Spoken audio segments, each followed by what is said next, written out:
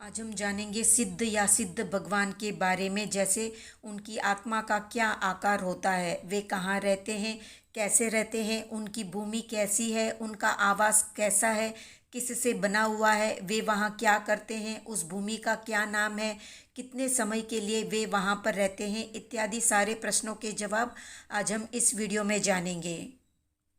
भगवान महावीर के प्रमुख शिष्य गौतम भगवान महावीर से पूछते हैं कि भगवान सिद्धों के स्थान कहाँ पर है, सिद्ध भगवान कहाँ पर निवास करते हैं। तो भगवान महावीर जवाब देते हुए बताते हैं कि सर्वार्थ सिद्ध महाविमान यानी सर्वार्थ सिद्ध देवलोक की ऊपरी स्तूपिका के अग्रभाग से 12 योजन ऊपर बिना व्यवधान के ईशत प्रागभारा नाम की पृथ्वी है, जिसकी लंबाई चौड़ाई 45 लाख योजन की है।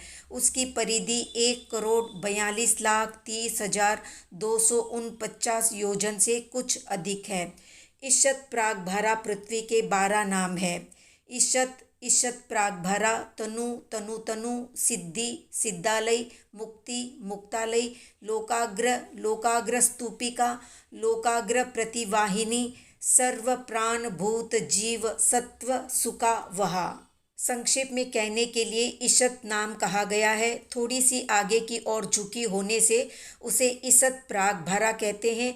तो शेष पृथ्वियों की अपेक्षा पतली होने से तनु नाम से पुकारा जाता है। तो पतली मक्खी की पांख से भी पतली होने से इसका नाम तनु तन्वी भी है। सिद्ध क्षेत्र के निकट होने से इस पृथ्वी का नाम सिद्धि है और सिद्ध क्षेत्र के निकट होने से उपचार से इसका नाम सिद्धालय भी है। इसी प्रकार मुक्ति और मुक्तालय नाम भी है। लोक के अग्रभाग में स्थित होने से लोकाग्र नाम भी है और लोकाग्र की स्तूपिका के समान होने से इसका नाम लोकाग्र स्तूपिका भी है। लोक के अग्रभाग में होने से उसके आगे जाना रुक जाता है, इसलिए एक नाम लोकाग्र प्रतिवाहिनी भी है। समस्त प्राण भूत जीव और सत्वों के लिए निरुपद्रवकारी भूमि होने से सर्व प्राण भूत जीव सत्व सुका वहा नाम भी दिया गया है। आगे गौतम भगवान महावीर से पूछते हैं कि ईशत प्रागभारा पृथ्वी दिखने में कैसी दिखती है। तो भगवान महावीर जवाब देते हुए बताते हैं कि ईशत प्रागभारा पृथ्वी श्वेत रंग की है। शंख दल के निर्मल चूर्ण के स्वस्तिक, मृणाल, जलकन, हिम, गोदुग्ध हार के समान रंग वाली, उल्टे किए हुए छत्र के आकार की, पूर्ण रूप से अर्जुन स्वर्ण से बनी हुई, स्फटिक सी स्वच्छ, चिकनी, कोमल, घिसी हुई, चिकनी की हुई, निर्मल, निष्पंक, निरावरण, कांतियुक्त, प्रभायुक्त, श्री संपन्न, उद्योतमय, प्रसन्नताजनक, दर्शनीय, अभिरूप और प्रतिरूप है, यानी सर्वांग सुंदर है।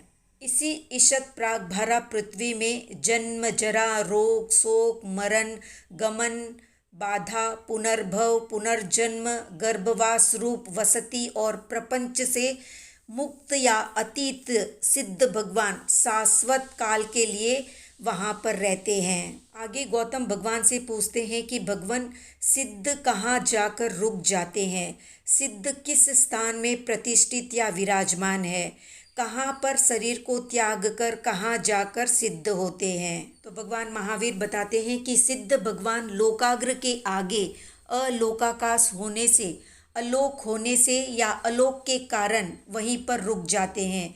गति में निमित्त कारण धर्मास्तिकाय है और वो लोकाकाश में ही है। अलोकाकाश में धर्मास्तिकाय नहीं होता और ज्यों ही अलोकाकाश का प्रारंभ होता है सिद्धों की गति में रुकावट आ जाती है। इस प्रकार सिद्ध धर्मास्तिकाय के अभाव के कारण रुक जाते हैं और मनुष्य क्षेत्र का परित्याग करके एक ही समय में लोक के अग्रभाग या ऊपरी भाग में स्थित हो जाते हैं। आगे गौतम भगवान महावीर से पूछते हैं कि सिद्धों का संस्थान या आकार कैसा होता है। तो भगवान महावीर बताते हैं कि अंतिम जन्म में जो भी दीर्घ या 500 धनुष का जिनका शरीर होता है, या हस्व यानी 2 हाथ प्रमाण का शरीर होता है, या फिर मध्यम आकार का अगर शरीर होता है, तो सिद्धावस्था में उससे तीसरा भाग कम आकार रह जाता है, क्योंकि सिद्ध अवस्था में मुख, पेट, कान आदि के छिद्र भी भर जाते हैं। आत्म प्रदेश सघन हो जाते हैं, क्योंकि भव परित्याग से पहले या शरीर छोड़ने से कुछ समय पहले सूक्ष्म क्रिया प्रतिपाति नामक तीसरे शुक्ल ध्यान के बल से मुख, उदर आदि के छिद्र भर जाने से जो त्रिभाग न्यून संस्थान रह जाता है, वही संस्थान सिद्ध अवस्था में भी बना रहता है।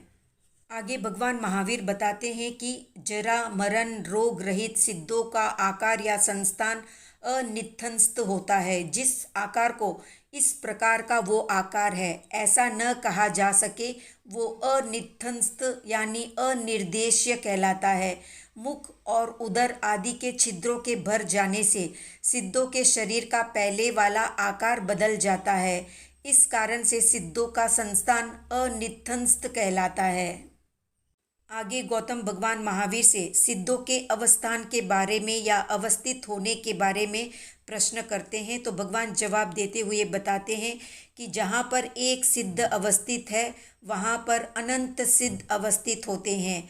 वे परस्पर अवगाढ़ होकर रहते हैं, क्योंकि अमूर्तिक होने से सिद्धों को परस्पर एक दूसरे में समाविष्ट होने में कोई भी बाधा नहीं पड़ती। जैसे धर्मास्तिकाई, अधर्मास्तिकाई, आकाशास्तिकाई एक दूसरे में मिले हुए लोक में अवस्थित है, इसी प्रकार अनंत सिद्ध एक ही परिपूर्ण अवगाहन क्षेत्र में परस्पर मिलकर लोक में अवस्थित रहते हैं। सिद्धों के केवल ज्ञान, केवल दर्शन का उपयोग सदैव लगा रहता है, इसलिए वे केवल ज्ञान और केवल दर्शन से युक्त होकर जानते हैं और देखते हैं। अंतःकरण आदि से नहीं देखते, क्योंकि वे शुद्ध आत्ममय होने से अंतःकरण आदि से रहित होते हैं। सिद्धों को जीव घन अर्थात सघन आत्म प्रदेशों वाला इसलिए भी कहा जाता है कि सिद्ध अवस्था प्राप्त करने से पूर्व 13वें गुणस्थान के अंतिम काल में उनके मुख, उदर आदि छिद्र आत्म प्रदेशों से भर जाते हैं। कहीं भी आत्म प्रदेशों से वे रिक्त नहीं रहते। तो ये थी सिद्धों से संबंधित संक्षिप्त जानकारी। कितने लोग विस्तार से सिद्धों के बारे में जानना चाहते हैं, कमेंट में बताएं। वीडियो पसंद आया तो लाइक, शेयर, सब्सक्राइब करें।